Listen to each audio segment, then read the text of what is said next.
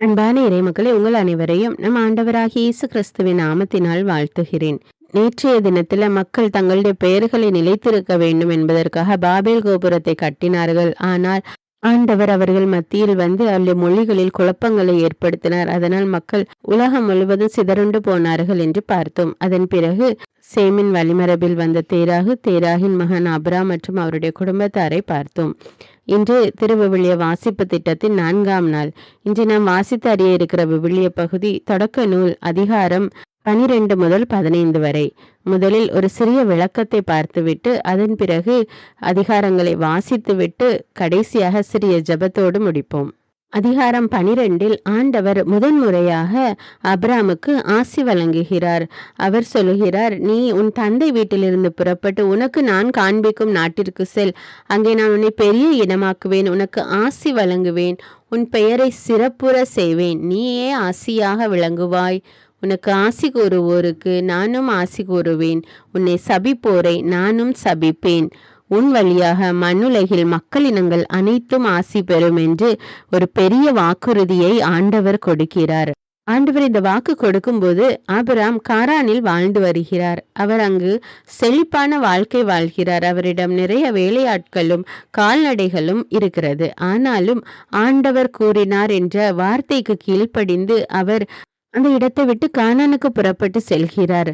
நம்ம நல்ல வேலையில இருக்கும்போது, நமக்கு இருக்கிறதுக்கு வீடு எல்லாமே இருக்கும்போது, ஆண்டவர் நம்மள நீ இந்த இடத்த விட்டுட்டு வேற இடத்துக்கு போன்னு சொல்லும்போது நம்ம போறதுக்கு யோசிப்போம். ஆனால் அப்ராம் அப்படி யோசிக்கவில்லை. ஆண்டவர் சொன்னார், அவருடைய வார்த்தைக்கு கீழ்ப்படிய வேண்டும் என்று புறப்பட்டு செல்கிறார். ஆண்டவர் அவரை கானானுக்கு போக சொல்லும்போது அவருக்கு வயது 75.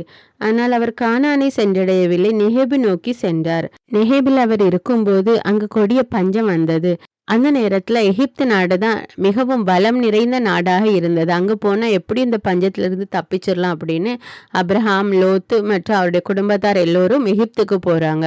போற வழியில அப்ராம் சாராயிடம், நீ கண்ணுக்கு அழகுள்ளவளாக இருக்கிறாள், அதனால் என்னை கொன்று விடுவார்கள் என்று சொல்லி நீ உன்னை என் சகோதரி என்று சொல் என்றார். அவரும் சரி என்று சொல்லிவிட்டார்.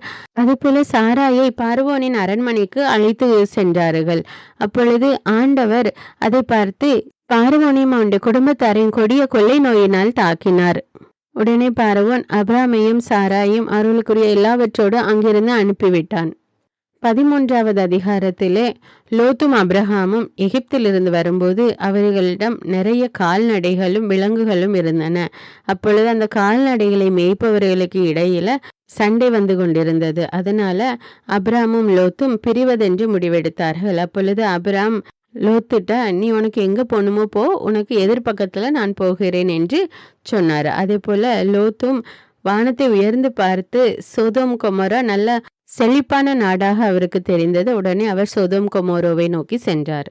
அப்ராம் கானான் நாட்டில் வாழ்ந்து வந்தார். அப்பொழுது ஆண்டவர் அவரிடம், இந்த நாட்டை உன் வழிமரபினருக்கு கொடுப்பேன், உன்னுடைய வழிமரபை பூவுலகின் மணலை போல பெருக செய்வேன் என்று சொன்னார். 4வது அதிகாரத்தில் சோதோம் கொமோராவை அரசர்கள் கைப்பற்றினர். அப்பொழுது அங்கிருந்த மக்களையும் கைதியாக கொண்டு சென்றனர். இதை கேள்விப்பட்டு அப்ராம் தன்னுடன் இருந்த ஆட்களை அழைத்து கொண்டு போய் அவர்களிடம் போர் செய்து லோத்தை மீட்டெடுத்தார். ஆபிராம் லோத்தை பிரிந்த பிறகு நமக்கு எதுக்கு வம்பனி இருந்திருக்கலாம். ஆனால் அவர் தன்னுடைய சகோதரன் மகனான லோத்தை அப்படி விட்டுவிடக்கூடாது. அவனுக்கு ஒரு தீமைனா நான் அவனுக்கு உதவி செய்ய வேண்டும் என்று தானாக சென்று அவரை காப்பாற்றினார். நம்முடைய வாழ்க்கையில நம்முடைய உறவினர்கள் அல்லது நண்பர்கள் யாருக்காவது இந்த தீமை நடந்தா நம்மளால உதவி செய்ய முடிஞ்சாலும் நம்ம செய்யாம விலகிதான் இருக்கிறோமே தவிர உதவி செய்வதற்கு முன் வருவது கிடையாது. ஆனால் நாம் அவ்வாறு இருக்கக்கூடாது. பிறருக்கு உதவுவதற்கு நமக்கு வாய்ப்பு கிடைத்தால் கட்டாயமாக உதவி செய்ய வேண்டும். அதே அதிகாரத்துல சாலேம் அரசர் உன்னத கடவுளின் அர்ச்சகர், அவர் பெயர் மெல்கிசெதேக்கு. அவர் அப்ரஹாமுக்கு அப்பமும் ரசமும் கொண்டு வந்து கொடுத்து அவரை ஆசீர்வதிக்கிறார். மெல்கிசெதேக்கு வெறும் அரசர் மட்டுமல்ல, அவர் உன்னத கடவுளின் குருவாய் இருக்கிறார். புதிய ஏற்பாட்டிலே இயேசு கிறிஸ்துவை கூட மெல்கிசெதேக்கின் முறைப்படி நீர் என்றென்றும் குருவே என்று கூறப்பட்டுள்ளது. மெல்கிசெதேக்கு ஆபிரகாமுக்கு ஆசி வழங்கினார். ஆபிரகாம் அவரிடம் இருந்தவற்றில் 10ல் 1 பங்கை அவருக்கு காணிக்கையாக கொடுத்தார். ஆபிரகாம் தான் முதல் முறையாக 10ல் 1 பங்கை கடவுளுக்கு காணிக்கையாக கொடுத்தவர். 15வது அதிகாரத்தில் ஆண்டவர் அபிரகாமை பார்த்து, அஞ்சாதே, நான் உனக்கு கேடயமாக இருப்பேன் என்று சொன்னார். ஒவ்வொரு நேரமும் ஆண்டவர் அபிரகாமை பார்த்து, உன்னுடைய வழிமரபை பெருக செய்வேன் என்று சொன்னார். ஆனால் அபிரகாமுக்கு குழந்தையே இல்லை. இந்த இடத்துல ஆண்டவர் இஸ்ரேல் மக்கள் எகிப்து நாட்டில 400 ஆண்டுகள் அடிமைகளாக இருப்பார்கள், அதன் பிறகு அங்கிருந்து அவர்கள் நிறைய செல்வங்களோடு வெளிவருவார்கள் என்று ஆண்டவர் அபிரகாமுக்கு அறிவித்தார். இந்த இடத்திலும் கூட கடவுள் அபிரமோடு உடன்படிக்கை செய்கிறார். இதோடு அதிகாரம் 15 முடிவடைகிறது. இப்பொழுது தொடக்க நூல் அதிகாரம் 12 முதல் 15 வரை வாசித்துவிட்டு பிறகு சிறிய ஜெபத்தோடு முடிப்போம். தொடக்க நூல் அதிகாரம் 12. அபிராமின் அழைப்பு. ஆண்டவர் அபிராமை நோக்கி, உன் நாட்டிலிருந்தும் உன் இனத்தவரிடமிருந்தும் உன் தந்தை வீட்டிலிருந்தும் புறப்பட்டு நான் உனக்கு காண்பிக்கும் நாட்டிற்கு செல். உன்னை நான் பெரிய இனமாக்குவேன், உனக்கு ஆசி வழங்குவேன், உன் பெயரை நான் சிறப்புற செய்வேன், நீயே ஆசியாக விளங்குவாய். உனக்கு ஆசி கூறுவோருக்கு நான் ஆசி வழங்குவேன், உன்னை சபிப்போரை நானும் சபிப்பேன், உன் வழியாக மண்ணுலகின் மக்கள் இனங்கள் அனைத்தும் ஆசி பெறும் என்றார். ஆண்டவர் அபிராமுக்கு கூறியபடியே அவர் புறப்பட்டு சென்றார். அவருடன் லோத்தும் சென்றார். அபிராம் காரானை விட்டு சென்ற பொழுது அவருக்கு வயது 75. அபிராம் தம் மனைவி சாராயையும் தம் சகோதரனின் மகன் லோத்தையும் உடன் அழைத்து சென்றார். அவர்கள் காரானில் சேர்த்திருந்த செல்வத்துடனும் வைத்திருந்த ஆள்களுடனும் கானான் நாட்டிற்கு புறப்பட்டு சென்று அந்நாட்டை சென்றடைந்தனர். அபிராம் அந்நாட்டில் நுழைந்து செக்கேமில் இருந்த மோரேயின் கருவாலி மரத்தை அடைந்தார். அப்பொழுது கானானியர் அந்நாட்டில் வாழ்ந்து வந்தனர். ஆண்டவர் அபிராமுக்கு தோன்றி, உன் வழிமரபினருக்கு இந்நாட்டை கொடுப்பேன் என்றார். ஆகவே தமக்கு தோன்றிய ஆண்டவருக்கு அங்கே ஒரு பலிபீடத்தை எழுப்பினார். அபிராம் அங்கிருந்து புறப்பட்டு பெத்தேலுக்கு கிழக்கே இருந்த மலை பக்கம் சென்று பெத்தேலுக்கு மேற்கே ஆயிக்கு கிழக்கே கூடாரம் அமைத்து குடியிருந்தார். அங்கே ஆண்டவருக்கு அவர் ஒரு பலிபீடத்தை எழுப்பி ஆண்டவரது திருப்பெயரை தொழுதார். இவ்வாறு அபிராம் படிப்படியாக நெகேபு நோக்கி பயணம் செய்தார். எகிப்தில் அபிராம். அப்பொழுது அந்நாட்டில் உணவு பஞ்சம் ஏற்பட்டது. பஞ்சம் கடுமையாக இருந்ததால் அபிராம் தாம் தங்கி வாழ்வதற்கு எகிப்து நாட்டிற்கு சென்றார். அவர் எகிப்தை நெருங்கிய பொழுது தம் மனைவி சாராயிடம், நீ கண்ணுக்கு அழகானவள் என்பது எனக்கு தெரியும். எகிப்தியர் உன்னை காணும் பொழுது இவள் அவனுடைய மனைவி என சொல்லி என்னை கொன்று விடுவர், உன்னையோ உயிரோடு விட்டு விடுவர். உன் பொருட்டு எனக்கு நல்லது நடக்கவும் உன்னால் என் உயிர் காப்பாற்றப்படவும் நீ என் சகோதரி என சொல்லிவிடு என்றார். அபிராம் எகிப்தை சென்றடைந்த பொழுது சாராய் மிகவும் அழகானவராக இருப்பதை எகிப்தியர் கண்டனர். பார்வோனின் மேலதிகாரிகள் அவரை கண்டு அவரை பற்றி புகழ்ந்தனர். ஆகவே அவர் பார்வோனின் அரண்மனைக்கு அழைத்து செல்லப்பட்டார். அவர் பொருட்டு அபிராமுக்கு பார்வோன் நன்மை செய்தான். ஆடு மாடுகளையும் கழுதைகளையும் வேலைக்காரரையும் வேலைக்காரிகளையும் பெண் கழுதைகளையும் ஒட்டகங்களையும் அவருக்கு கொடுத்தான். ஆனால் ஆண்டவர் அபிராமின் மனைவி சாராய்க்கு நேரிட்டதை முன்னிட்டு பார்வோனையும் அவன் குடும்பத்தாரையும் கொடிய கொள்ளை நோய்களால் துன்பப்படுத்தினார். பார்வோன் அபிராமை அழைத்து அவரிடம், நீ எனக்கு இப்படி செய்து விட்டாயே, அவள் உன் மனைவி என்று ஏன் என்னிடம் சொல்லவில்லை? அவள் உன் சகோதரி என்று நீ ஏன் சொன்னாய்?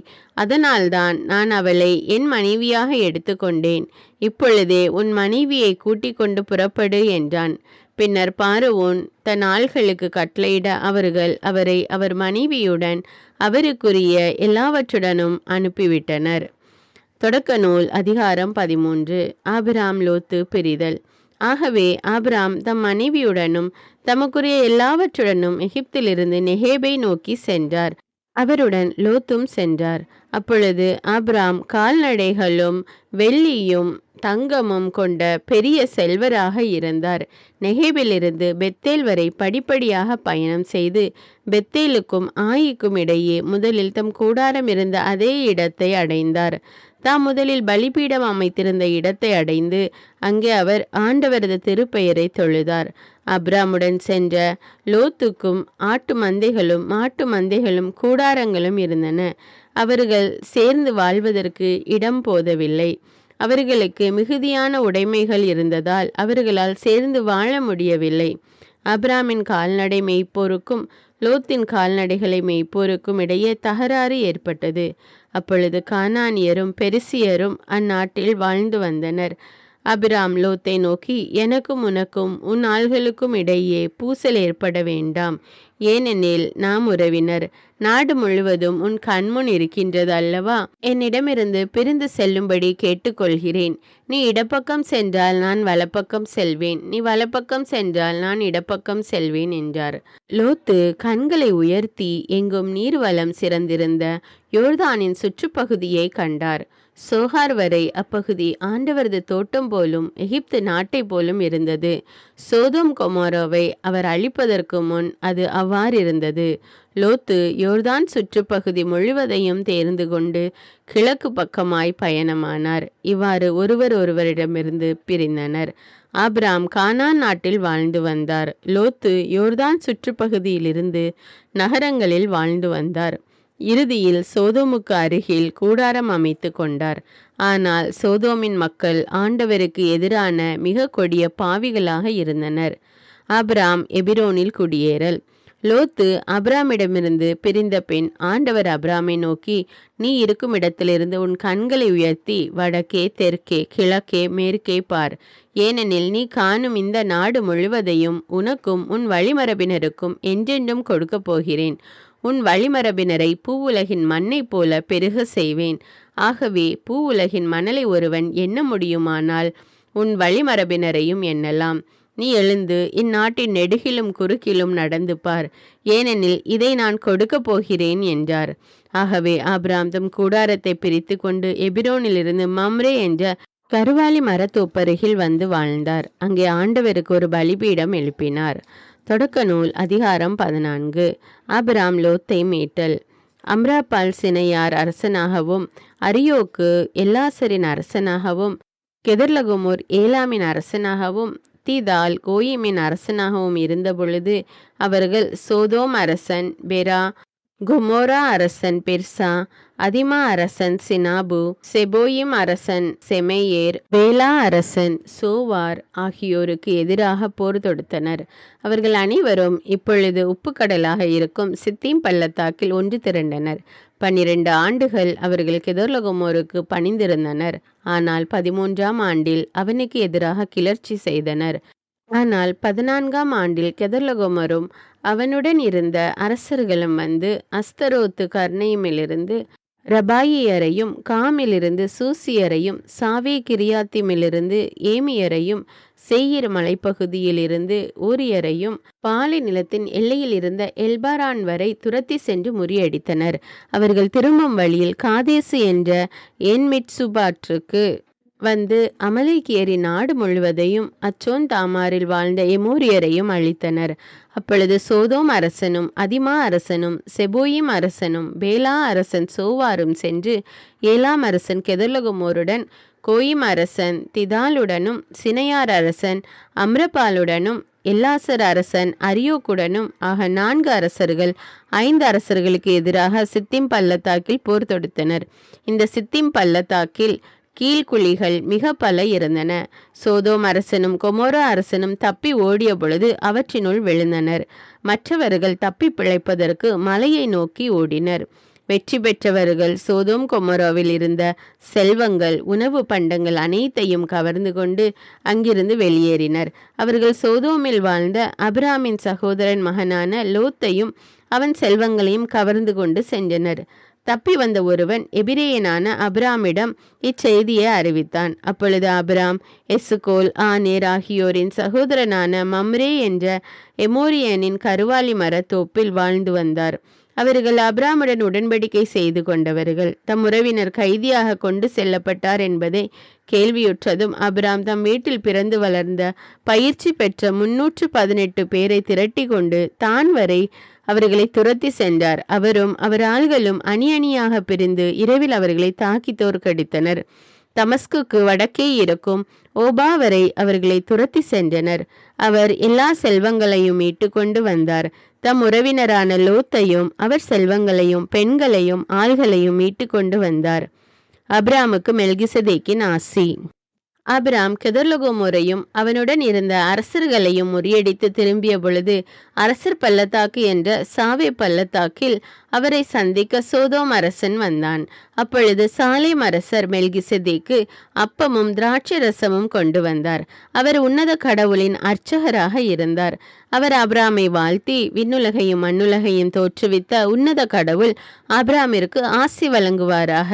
உன் எதிரிகளை உன்னிடம் ஒப்புவித்த உன்னத கடவுள் போற்றி போற்றி என்றார். அப்பொழுது ஆபிராம் எல்லாவற்றிலிருந்தும் அவருக்கு 10 பங்கை கொடுத்தார். சோதோம் அரசன் அபிராமிடம், ஆள்களை என்னிடம் ஒப்படைத்து விடு, ஆனால் செல்வங்களை நீரே வைத்து கொள்ளும் என்றான்.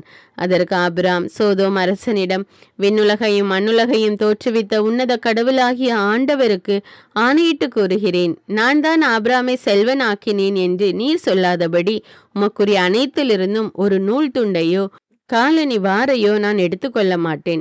இளைஞர்கள் உண்டதை தவிர எனக்கு எதுவும் வேண்டாம். ஆனால் என்னுடன் வந்த ஆனேர், சுக்கோல், மம்ரே ஆகியோர் அவர்கள் பங்கு எடுத்துக்கொள்ளட்டும் என்றார். தொடக்க நூல் அதிகாரம் 15. அபிராமுடன் கடவுளின் உடன்படிக்கை. இந்நிகழ்ச்சிகளுக்கு பின் ஆண்டவரின் வாக்கு அபிராமுக்கு ஒரு காட்சி வழியாக வந்து அறிவித்தது. அபிராம், அஞ்சாதே, நான் உனக்கு கேடயமாக இருப்பேன், உனக்கு பெரும் கைமாறு கிடைக்கும். அப்பொழுது ஆபிராம், என் தலைவராகிய ஆண்டவரே, எனக்கு என்னதான் தருவீர்? எனக்கோ குழந்தையே இல்லை. தமஸ்கு நகர் எலியேசர் தான் எனக்கு பின் என் இல்லத்திற்கு உரிமை மகன் ஆகப் போகிறான்.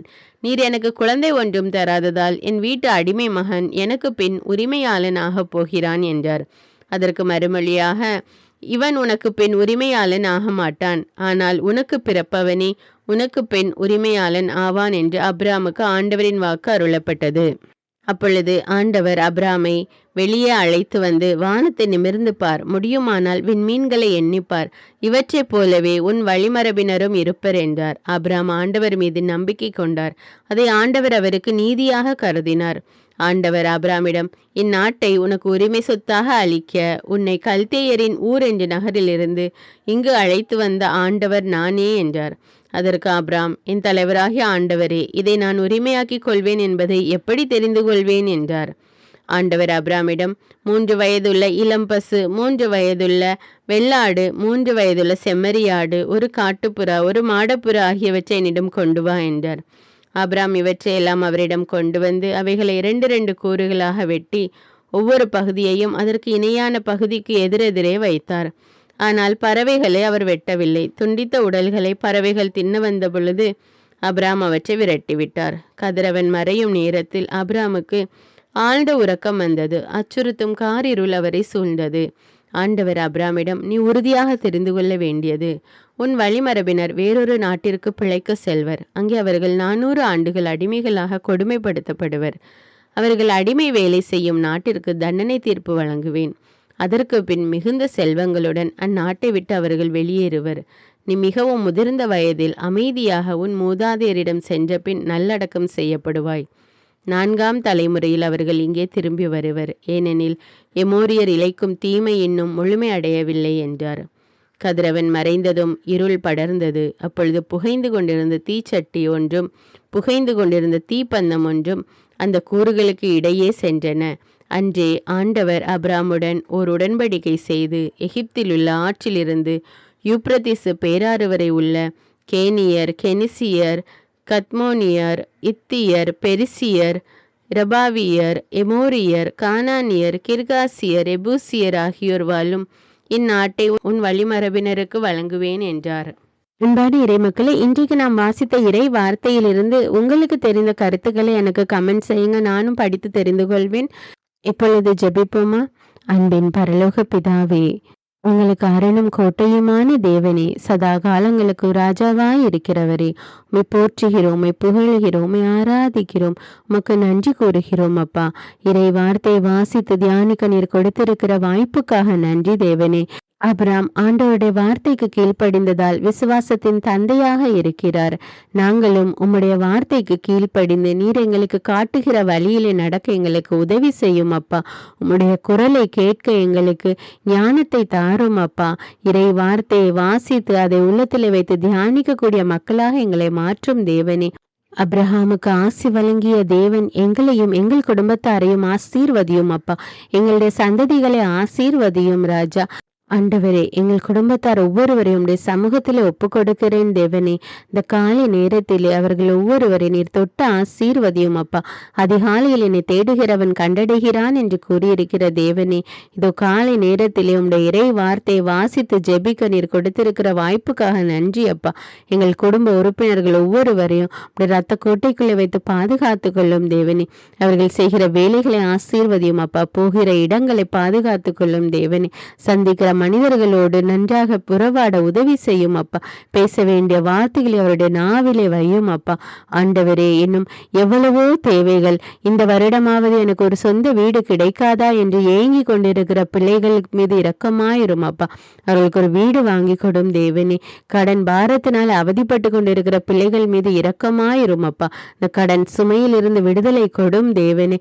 இன்னும் எவ்வளவோ தேவைகள் அப்பா. அவர்களுடைய தேவைகளை எல்லாம் நீர் அறிவீர் ராஜா. எதுவும் உமக்கு மறைவானது இல்லையப்பா. எல்லா பிள்ளைகளையும் ஆசீர்வதியும் தேவனே. அவர்களுடைய தேவைகள் எல்லாவற்றையும் நீர் ஆசீர்வதியும் அப்பா.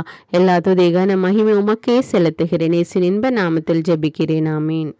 நாளைய தினத்துல 5வது நாளுக்குரிய இறைவார்த்தையை பார்ப்போம். தமிழ் பைபிள் விஸ்டம் சேனலோட வாட்ஸ்அப் லிங்க் டிஸ்கிரிப்ஷனில் கொடுத்துருக்குற அதில் கிளிக் செய்து ஜாயின் செய்து கொள்ளுங்கள். மேலும் இந்த வீடியோவை மற்றவர்களுக்கு ஷேர் செய்து கொண்டு அவர்களும் விவிலியத்தை வாசிக்க அவர்களை உற்சாகப்படுத்துங்கள். நன்றி.